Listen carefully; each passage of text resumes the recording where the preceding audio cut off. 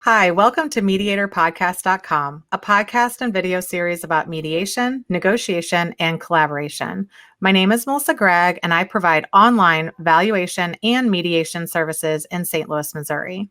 During this episode, we will discuss how an experienced mediator gets results with Elliot Herland, a mediator focused on workers' compensation cases based in Minneapolis, and he's also the vice chair of the ABA section of dispute resolution and on the membership committee. You kind of have a process.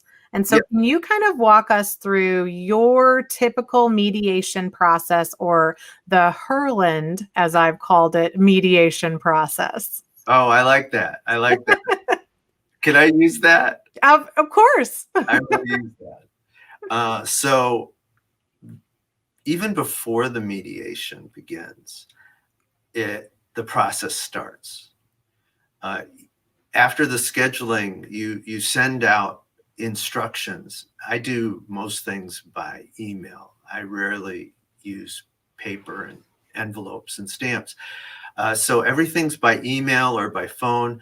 I want them to know what I need from them and what they can expect from me.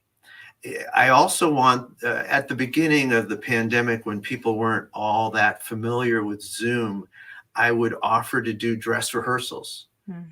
So that not only will they become fluid and look great in front of their client, but they can also in turn teach their client how to join the meeting, because you don't want people getting frustrated about the technology.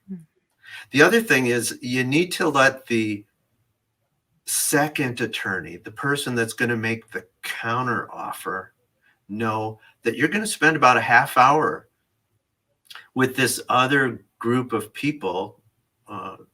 Sometimes it's just the attorney and the injured worker. Sometimes it's the attorney and the injured worker and their spouse, or a brother, or a best friend that's there for support.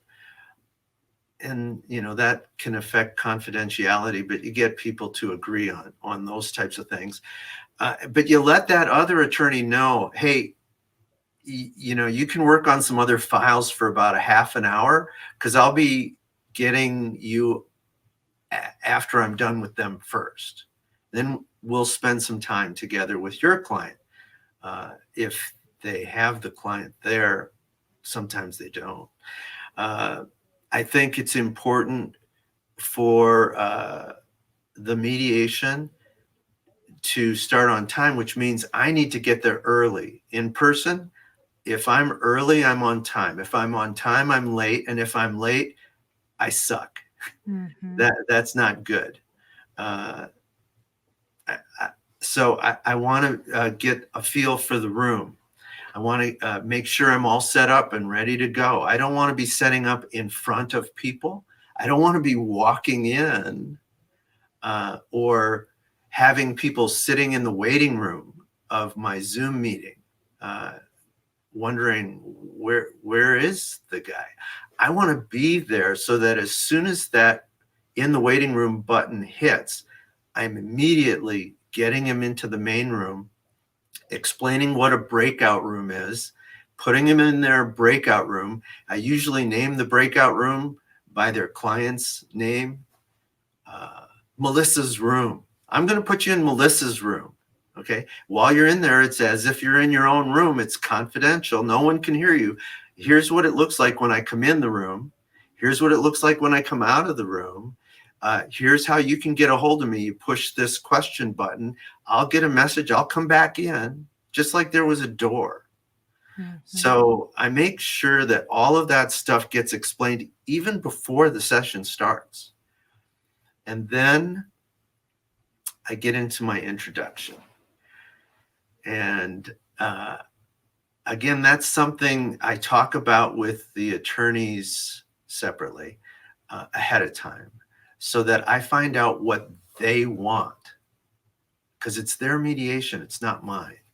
I can listen to what they want, and then I can make suggestions as to why I do certain things.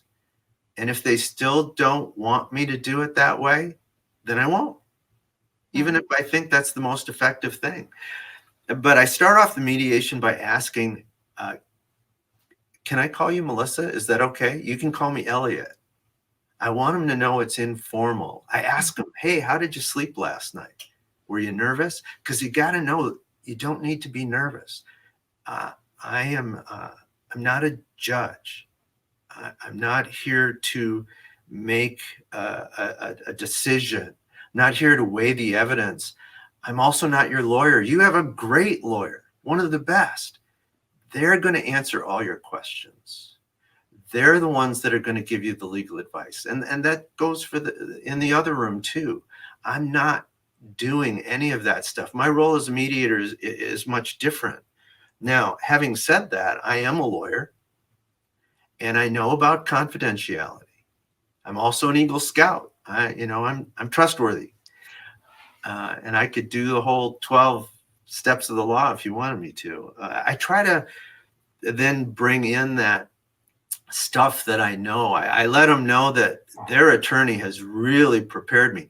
Even if that attorney gave me one sheet of paper, I said, they gave me all kinds of information, and I don't know everything that they know, but I know enough to be helpful. Then I talk about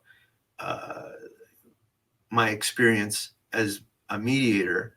I let them know that it's their mediation and that we, the attorney and I, want them to interrupt at any point because it's their mediation. And I keep stressing that it's their mediation.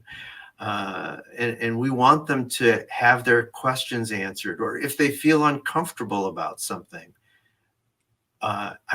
we want to know, because they need to know what's going on, because ultimately they're the ones that make the decision. They can get all the advice in the world, but if they don't understand, or they feel uncomfortable, or they feel like people are colluding against them because they're more interested in getting a win or getting a settlement, then I tell them about the process and that it's a journey, that, you started at a point that's in range, but the other side thinks it's too high.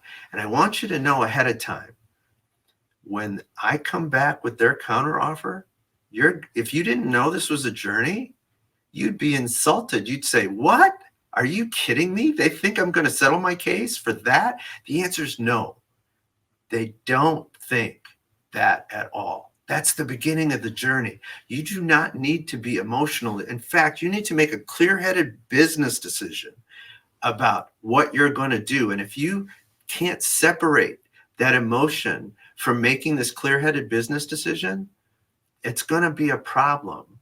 And the beauty is, you don't have to make that decision without the advice of an extremely intelligent attorney helping you decide, giving you recommendations about what to do.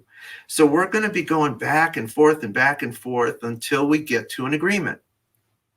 If we get to an agreement, that's great. If we don't, if there's an impasse, there are things I can do. And I'll tell you about those things if and when we need them. But I'm not going to give you a whole lesson.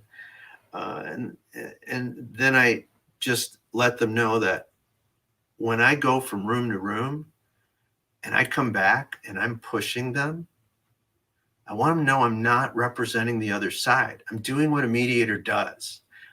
I'm pointing some things out, asking questions. I want them to think about what's going on in the other room. That's valuable information. So when I'm pushing you, as if you were the injured worker, if I'm pushing you, I'm not representing the other side. I'm giving you valuable information.